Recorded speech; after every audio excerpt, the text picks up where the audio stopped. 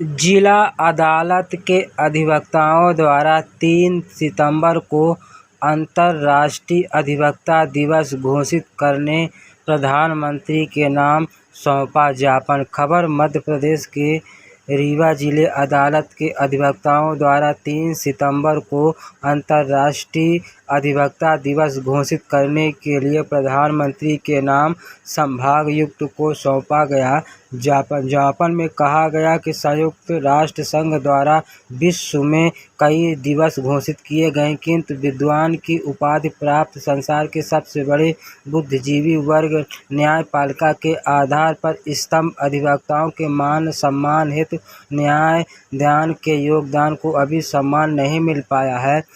इस संबंध में जहां ज्ञापन पत्र सौंपा गया है, जहां मौजूद वरिष्ठ अधिवक्ता घनश्याम सिंह, राजकुमार तिवारी, प्रिया सिंह, प्रियंका कुशवाहा, अनामिका ओझा, कृति सिंह, सुनील सिंह, कोमल तिवारी, अंकित द्विवेदी, राम रतन, मानसी तिवारी, ज्योति पाठक, आकांक्षा वर्मा, न्यूतम यादव रहीं साथ में शामिल। वहीं कई लोग साथ में शामिल होकर ज्ञापन सौंपा है। संसार के समस्त जनता जनार्दन को अंतर्राष्ट्रीय अधिवक्ता दिवस की हार्दिक शुभकामनाएं एवं बधाइयाँ।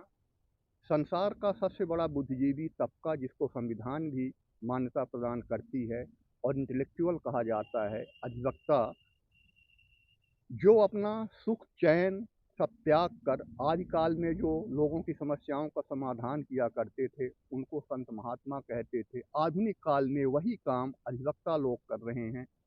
तो और संसार के पहले अधिवक्ता भगवान शंकर जी थे। तो ऐसे सबसे बड़े बुद्धिजीवी तबका, जो न्याय दान के चौथे प्रहरी हैं, जो सुलभ सस्ता शीघ्र न्याय उपलब्ध कराते हैं, सब कुछ छोड़ के पीड़ित मानवता की सेवा में लगे रहते हैं, ऐसा कोई भी दिन नहीं है कि जिस दिन को वो अपना दिन कह के गौरवान्वित हो सके। अगर आप देखेंगे तो पाएंगे कि doctors day, engineers day, fathers day, mothers day, ठीक है, अच्छा है, तो कम से कम जो रजिस्टर्ड, जो इंटेलेक्चुअल हैं, उनके लिए भी एक कोई इस तरह का ऐसा दिन हो जिस दिन को वो मना के हंसी खुशी से अपना वो दिन और साल भर एनर्जेटिक होते रहें।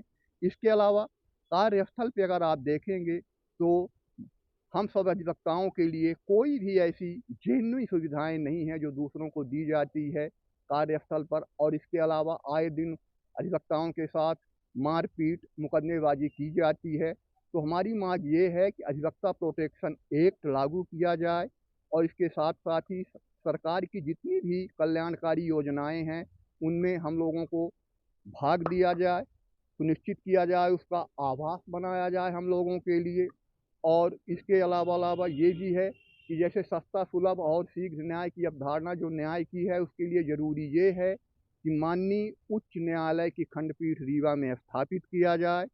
इसके साथ ही आपका उपभोक्ता फोरम का एक खंडपीठ स्थापित किया जाए और विधि विश्वविद्यालय जो बहुत ज़रूरी है। आज लोग पढ़ने के लिए बाहर जा रहे हैं, लड़के इधर परेशान होते रहते हैं, तो ज़रूरी ये है कि एक विधि विश्वविद्यालय की भी स्थापना की जाए।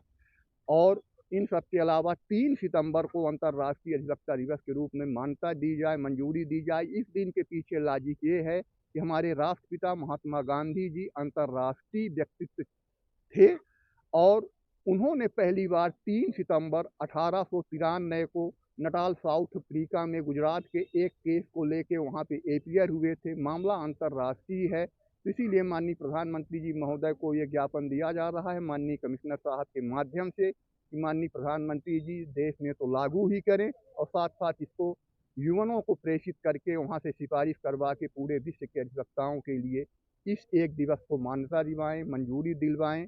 और ये रीवा में पिछले 2012 से लगातार आज 12-14 साल से ये मनाया जा रहा है।